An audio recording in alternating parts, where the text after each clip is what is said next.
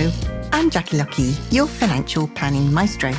This series of podcasts is aimed at financial planning professionals and also those who are looking to enter the financial planning profession.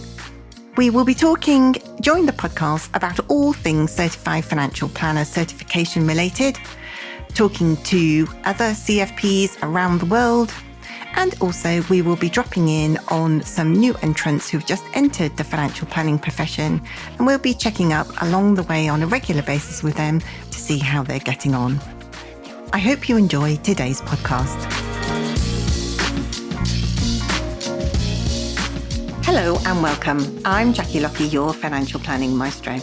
And today we are talking all things relating to the Certified Financial Planner license and becoming a CFP professional.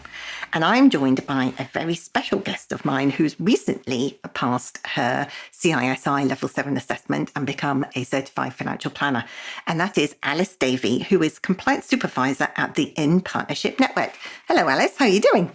Hello. Fine. Thank you, Jackie. Thanks so much for coming on to the show and chatting through your journey along the way to become a certified financial planner. We've got lots of questions to get through in our interview today. So I'm going to just start diving in right from the get-go. And tell us a little bit about how you got into the financial planning profession. I am one of the many who sort of fell into it accidentally. I just graduated and I was looking for employment and practicing on the interview. So I went along to an interview and it was for an independent financial advisors. And I thought it sounded interesting. So what originally was designed as interview practice, I accepted the job and started off in admin for financial advisors. Well, and then what happened after that? When did you get, how did you get to where you are today? I really liked the technical side of financial planning. And when I first joined, I knew absolutely nothing at all. And they did a really, really good starter course, a sort of introductory course, giving just the basics of this is a pension, this is an ISA, this is a bond. And after you'd done that, they were very encouraging of you going on to take, well, in those days, it was the FPC 1, 2 and 3. So that's what I did. I started on the exam route, and by having those exams, I was able to move from admin through into what was called then the technical unit, helping advisors put together their advice and reports and reviewing their files for suitability of advice. And that's sort of how I got into the technical and the compliance side. Wow. And does your role now, is that all compliance, or is it, because it sounds like that other role was kind of a bit kind of paraplanning, or what we might term paraplanning now, as well as compliance. So yeah. Do you still do both of those bits? Is it mainly, the kind of file checking compliance aspects? It's mainly the file checking compliance aspects now. I'm fortunate where I am that I have the opportunity to get involved in sort of all sorts of areas of compliance. And so over the years, as well as having done the sort of dipped my hand in paraplanning, there's been file reviews, check for suitability of advice, sort of the field-based monitoring of advisors, complaints as well, especially the technical complaints I've been very much involved with as well, but also helping advisors if they've got technical queries themselves, phoning in and just providing them with a little bit of support and guidance as well. Excellent.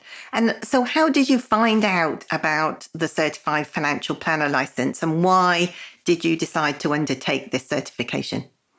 I actually found out about it quite a few years back when I was taking my advanced exams, looking to become chartered. I think it was back in the old IFP days, and you could use a certified financial planner in lieu of having to take the AF5 financial planning exam. And so I sort of gave it a go, but probably the least said about that, the better. It wasn't really a success. So I ended up doing the AF5 exam instead and getting chartered and obtaining my fellowship that way. But I always remembered the CFP, and I always said to myself, that is something someday I will have to go back and try again. I don't like failing at things. I very much sort of try again, even if it takes a while to get there. So it was one of those promises you make to yourself. One day I will go back and do that. And that's exactly what you did. It was, yes. So fast forward about 12 years, and I was talking to one of my colleagues, and he mentioned that there was now a route into the CFP qualification where if you were already chartered, you could use that you didn't have to retake the level 6 exam. You could take 2 sort of online tests to demonstrate your knowledge and then be eligible to apply for the case study. So that's what I did. And that's sort of how I found out about it. Must be about 18 months ago now. Well, fantastic. And so you applied then. So you did your professional assessment. You passed that nice and swimmingly, I know. And then did you go straight on to get the case study, or did you have a little pause in between finishing that assessment and then getting the case study? Definitely a little bit of a pause. I was looking at doing the exams in around the sort of March, April time, but I didn't get the case study until towards the end of August. Having had a little bit of insight previously of what it was going to entail, and also the fact that I was coming very much from a technical side rather than an advice planning advisor side, I wanted to do a lot of preparation. So yes, I was very much on the be prepared camp. Excellent. Sounds like a woman after my own heart, super organised. So let's talk about the case study itself then. Tell me about any specific areas of the case study that you found the most challenging. I think it was the way everything interlinked into everything else. I think I was quite fortunate in my case study in that it was quite a technically bent one. It was one of the newer ones as well, so I don't want to give too much away about it. But yeah, it was that if you pulled one thread, it sort of unravelled about 5 things at the other end. Oh, yeah. So as soon as you thought that, I've got it, we can do this, and then you sort of put it through the wonderful spreadsheet, and it fixed one bit, but then sort of created about 3 or 4 different sort of issues to try and work through at the other end. So just trying to piece everything together, I think I found the most difficult aspect. Yeah. And it's interesting, isn't it, that those kind of unintended consequences of thinking, right, that's definitely the first piece of advice I want to give, that actually quite often, and I think that's quite reflective of real life, that because a lot of planners don't give, all-round holistic advice on everything like you did with the case study, that actually there are, even in real life, unintended consequences, aren't there? Yes, Yeah. I definitely have to agree with that one. So yes, that trying to keep all the moving parts sort of together. You often liken it to a 3D puzzle. Yeah. It felt like the 3D puzzle, but it was on a revolving turntable, and you were having to put it together while running in the opposite direction. Excellent. That's a fantastic analogy, Alice. Thank you for that. I don't know whether that's going to make everybody else run in the opposite direction now or not. But anyway, so let's talk about, how did you overcome those kinds of issues? I think it was down to having the time to think things through, and also the preparation that I'd done beforehand. Before going into the case study, I'd done a lot of the professional refresher, the CPD on the CISI site. Yeah. They really gave me a good understanding of the sort of CISI thought process into it. I also made sure that on my technical knowledge side, that especially where there'd been changes in legislation, I was happy I was really up to date. So I didn't have to spend my time worrying about knowledge. I could just concentrate on the case study.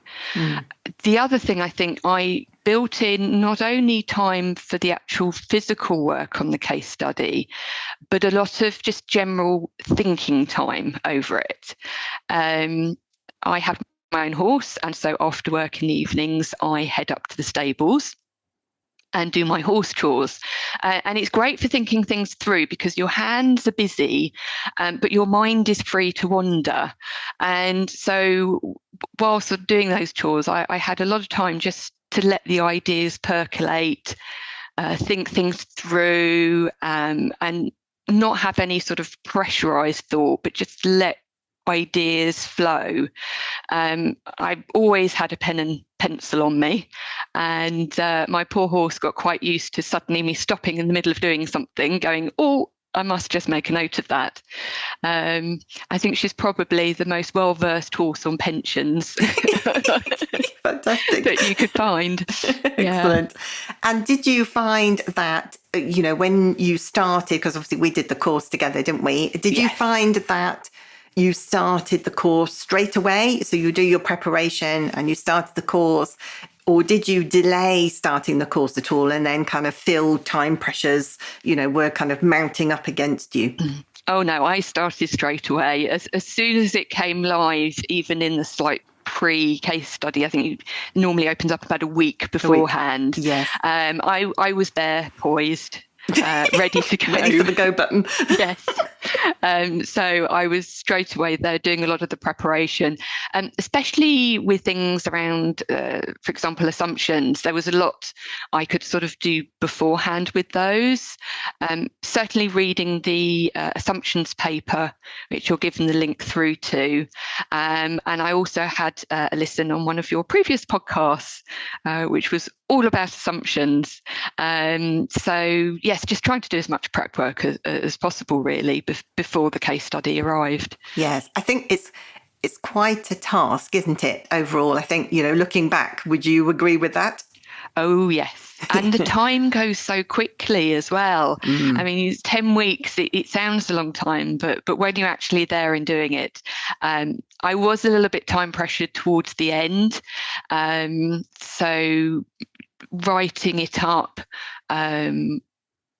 fortunately didn't take too long, but I think everyone sort of feels that little bit of pressure towards the end. But fortunately, it wasn't too bad because I'd pretty much managed to keep track.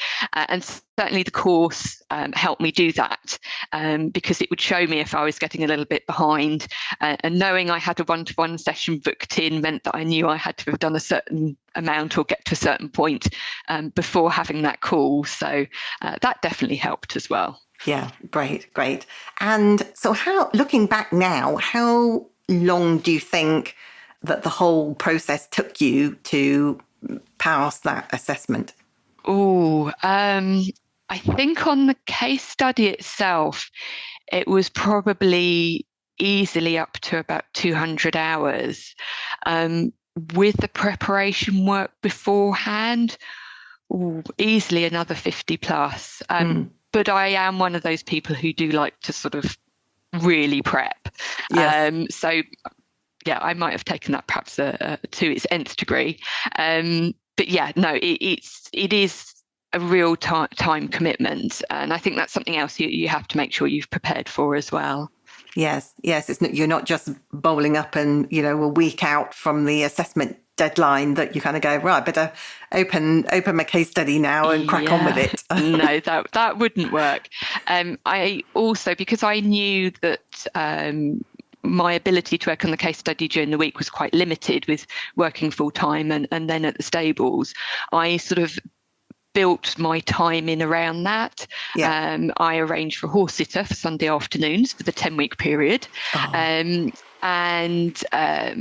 I also used some of my annual leave as well to make sure that I would have enough time to do it.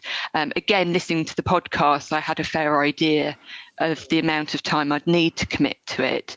So it meant that I was able to sort of arrange things and put plans in place to make sure I could carve out that sort of time limit for it.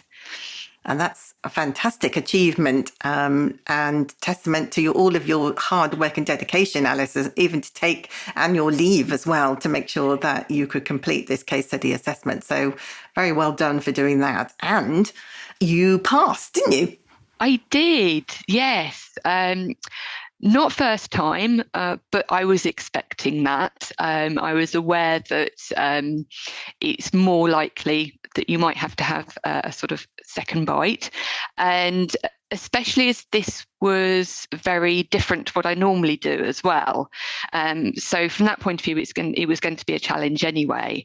So yeah, I just think I tried to do as much as I possibly could for the first submission and then see how I got on. I got into a real panic because after I typed up all my report, everyone was sort of busy saying, trying to keep it down to the 60-page limit and I'm over by this amount of pages. And I finished mine and it was at about 47 pages. I was about 13 pages under the limit. And I was a bit worried I may have taken the sort of don't waffle, perhaps a little bit too literal. But I think it was perhaps, again, the nature of the case study I happened to have. And so it was with great trepidation that I pressed the send button and sent it in. But you were very close to passing, though, weren't you, on your first submission? You were within a gnat's whisker away. I was really pleased with the result. It was 6% off the overall pass mark, and I passed 3 of the 6 units. On the other 3, you have to have over 50%. On all the 3 I didn't pass, I had 50%. Wow. So, no, I was really, really pleased with that. And the feedback given I found really useful as well. It really helped me focus on what I needed to do next. And did you find that feedback was telling you, where you went wrong rather than what you needed to do to fix it? Would you say that that's a fair assessment? Yes, I think that is fair. And what I liked about it was that it was overall feedback. So even the sections which I'd passed and done quite well in, it still gave the comprehensive feedback. And in fact, a lot of the rework I did was actually on some of the units I'd already passed because they had a knock-on effect into the units that I hadn't passed. Yeah, excellent. And so what were the sorts of things that you did on the areas that you had passed on? It was expanding on a couple of points, clarifying. It's also where I think sometimes it is quite complex and you do get a bit tangled. I'd got so focused on the cash flow planning and how the numbers were running down, I completely forgot about the cash reserve. And so and when they said, we can't see where you've kept your client's cash reserve, I was like, oh dear, yes. You haven't. I need to go and fix that. And I think in the inheritance section, it was perhaps explaining as much why we were doing something, equally why we weren't doing other things. Fortunately, of course, having those 13 pages free, I had plenty of room to sort of add things in. And it was a few other sort of minor little tweaks around that sort of thing as well. Excellent. Plenty of wiggle room to play with then. Oh, yes. And so do you think that looking back now after going through that process, do you think that it is going to help you in your job moving forward, or do you think it has helped you in your job moving forward to date? Definitely. It's already been a huge help, especially around the cash flow modelling. I think a lot of advisor firms are looking to really incorporate that into their financial planning, and certainly seems to be becoming more and more popular. So yeah, I've already been using a lot of the skills I learned within work pretty much from the first day dot, really. So no, it's been hugely useful. Yes. And so your favourite subject is not only cash flow planning, but assumptions now, Alice? Yes, I did get very much into my assumptions. I think I probably had about 6 or 7 pages in the appendix on assumptions.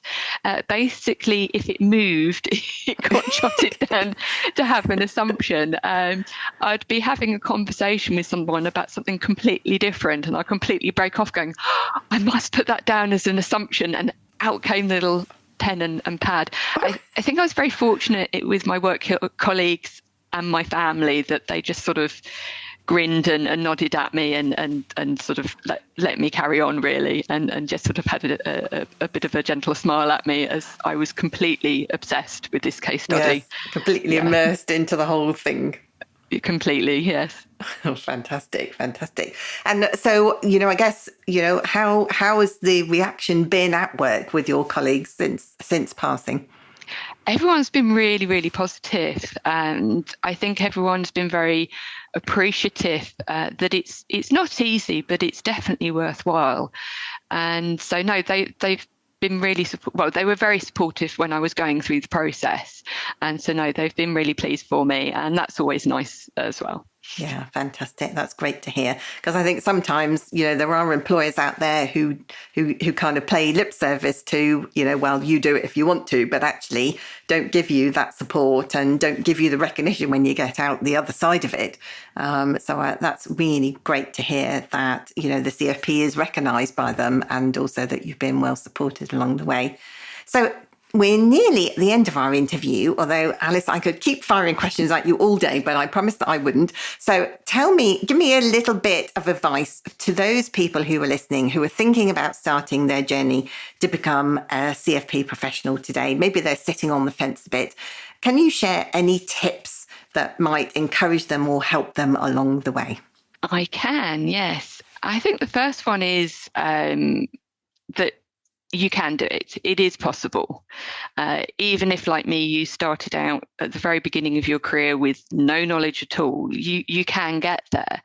I definitely recommend a lot of research and preparation. Do as much preparation up front as you possibly can. That 10 weeks goes so quickly. You can't be learning about technical aspects while you're trying to do the case study. That's knowledge you should already have at the tip of your fingers. So yes, preparation is definitely key. Help and support, I think, is going to be number 2. I certainly looked for a course to support me, and that's how I came across you, Jackie, and joined for your course. And also on the support and help, friends and family. Work colleagues were aware I was doing this, as were my work. My friends and family were aware I was doing this. So I sort of said to them, this is a big thing I'm doing. And so where it was the case of I can't really meet up because I've got to study that day, or being very sort of focused on the case study and perhaps not quite as involved in other things as I normally would be, that they were really behind me and they knew why I was taking that track, and were very sort of encouraging that I go through this process. So yes, I think that means as well, when you're spending the time on the case study, if you've already got that time pre-carved out and pre-agreed, it will make life a lot easier. So we are now at the end of our interview. Alice, thank you so much for sharing your journey with both me and all of our listeners. And I think particularly important to share your journey with, young females who are coming into the profession. And as we were just saying offline earlier, weren't we, that, we want to do whatever we can to encourage, lots of new blood into the profession, because it's a great place to be and a great place to work, isn't it? It is, yes. The thing I've always really enjoyed about working in this industry is when I was first starting out, there was always a colleague who was willing to help me. If I went to them asking a question or if I showed an interest in something, they were always willing to spend the time with me to go through and explain and help me. And that's why I feel very strongly that if I have colleagues come to me, or especially people who are sort of first starting their journey and taking their exams, I'm quite happy to spend my free time helping them out as I can, because that's what I had the opportunity when I was younger. And I think if everyone in the industry does that, then yes, it does make it a really, really good place to work. Yeah. And on that note, we will leave it there. Alice, it's been an absolute pleasure to talk to you. Thanks so much for joining me today. Thank you ever so much for having me. It's really interesting, isn't it, to listen to different people who have different experiences of gaining their certified financial planner certification, or maybe developing the financial planning profession at large. If you know anybody who you think might be interested in listening to any of these podcasts, then please do pass on our details. That's it from me. I hope you've enjoyed today's episode. See you again soon. Bye for now.